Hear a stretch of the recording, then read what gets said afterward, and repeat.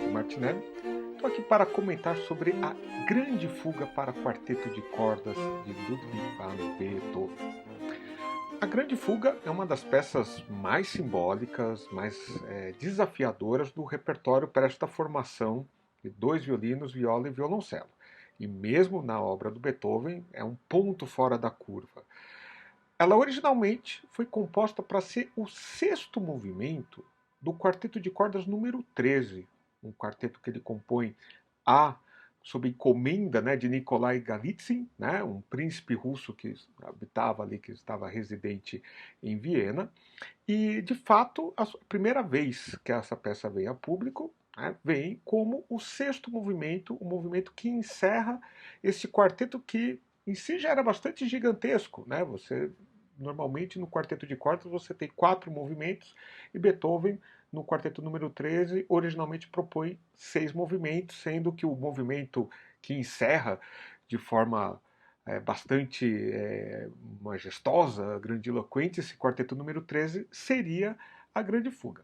Mas justamente por ser uma peça não apenas de grande complexidade, mas também uma peça relativamente longa, ainda mais entendida como uma parte de um outro quarteto de cordas que já tinha movimentos extras e que já estava relativamente longo, a gente entende um pouco a estratégia que o editor de Beethoven à época teve em sugerir que ele desmembrasse a Grande Fuga do quarteto número 13.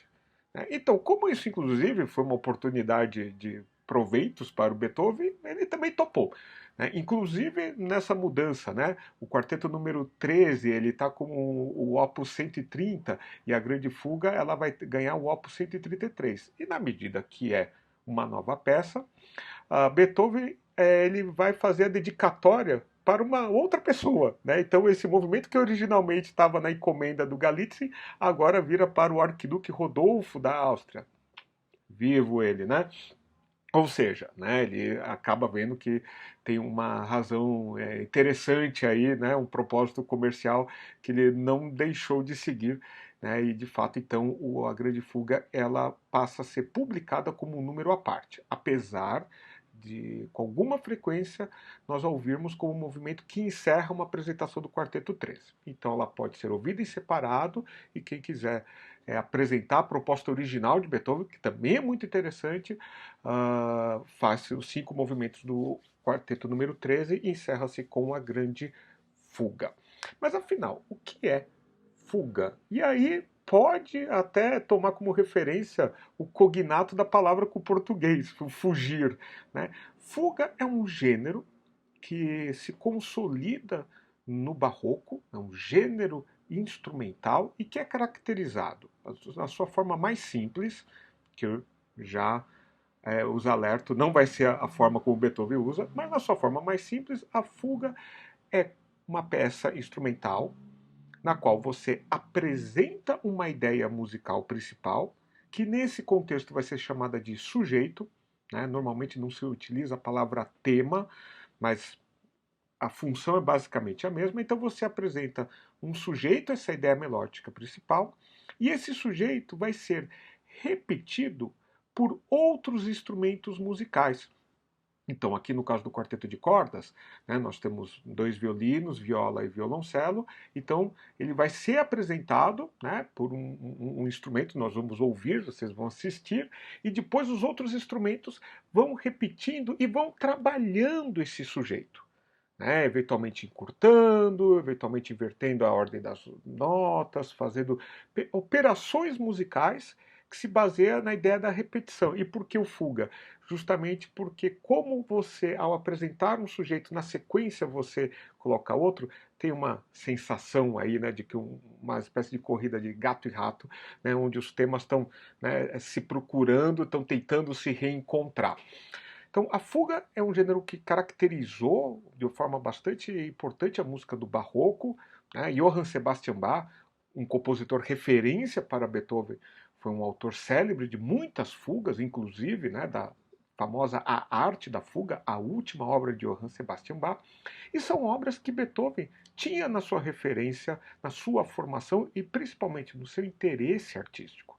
Então, a fuga ao longo do século XVIII, principalmente da segunda metade do século XVIII e nas primeiras décadas do século XIX, que é quando Beethoven compôs esse quarteto de cordas, ele já é um gênero musical em desuso, ele já é entendido como uma música fora de moda, como uma forma de expressão que não pertence mais a esse tempo.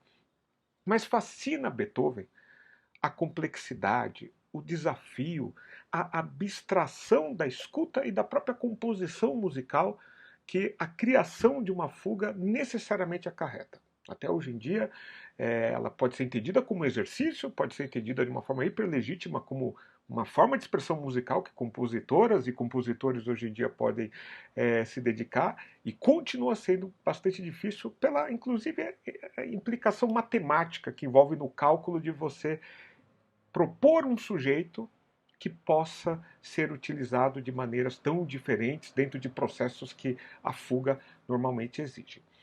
Na Grande Fuga, Beethoven, tal como a gente já ouviu no quarteto número 13, ele vai extrapolar as fronteiras da tradição. Então, ao invés de apenas um sujeito, ele propõe dois sujeitos para a nossa escuta. Vamos ouvir o primeiro sujeito da Grande Fuga de Beethoven.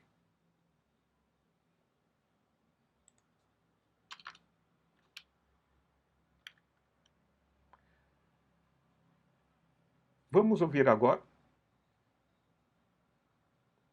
agora o segundo sujeito da Grande Fuga de Beethoven.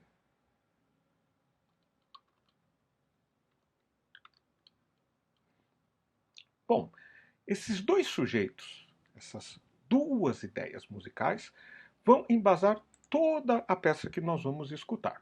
Então, ela vai ser aberta por uma introdução no qual o sujeito 1 principal ele é apresentado de uma forma super forte, num uníssono, onde todos os instrumentos vão tocar, né, a mesma melodia, né, com uma grande abertura. E lembrando, né, que como ele era o final de um quarteto, então é o início de um grande encerramento. Apresenta-se o primeiro tema, uma introdução, e pouco instantes depois nós vamos ouvir a primeira fuga da Grande Fuga. E acho que essa que vem uma questão interessante. A Grande Fuga de Beethoven é uma fuga que, na verdade, é uma fuga dupla. Você tem duas fugas. Ou seja, é Beethoven fazendo metalinguagem. Numa fuga se evidencia, primeiro, o sujeito 2 que a gente ouviu. Tá? Então ele abre com o sujeito principal, mas no fim das contas, num primeiro instante, ele vai enfatizar o sujeito 2. E depois, na segunda fuga, né, ao meio aí da música, nós vamos ter, né, de forma mais insistente, a retomada, a construção de uma fuga a partir do primeiro sujeito. Isto com diversas sessões que vão ligar, né, uma fuga, outra, né, vai fazer transições, vai fazer um encerramento, né, em algum momento o processo da fuga termina, né, e ele faz uma sessão de encerramento, normalmente entendida pelo termo italiano coda, cauda, tá?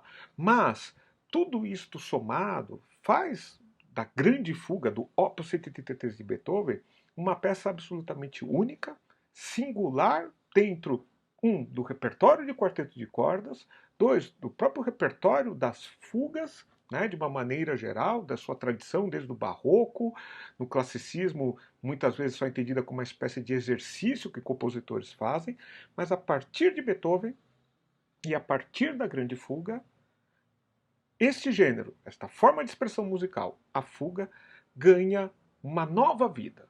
Compositores ao longo do século XIX vão aos poucos retomar e fazer alguns exercícios de fuga, mas sobretudo no século XX, olha só que ironia, Beethoven influenciando a modernidade, isso é bastante importante, nós vamos ter compositores retomando, né, esse gênero, essa forma de expressão, como uma forma de expressão moderna, como uma forma de expressão contemporânea, como uma maneira de se aplicar uma nova estilística musical. E coube a Beethoven garantir, né, esse frescor, mostrar que a fuga não era um gênero barroco, ultrapassado, quer dizer, era barroco, né? Mas ultrapassado, que nem por isto se invalidava como uma música, como uma forma de expressão do seu presente.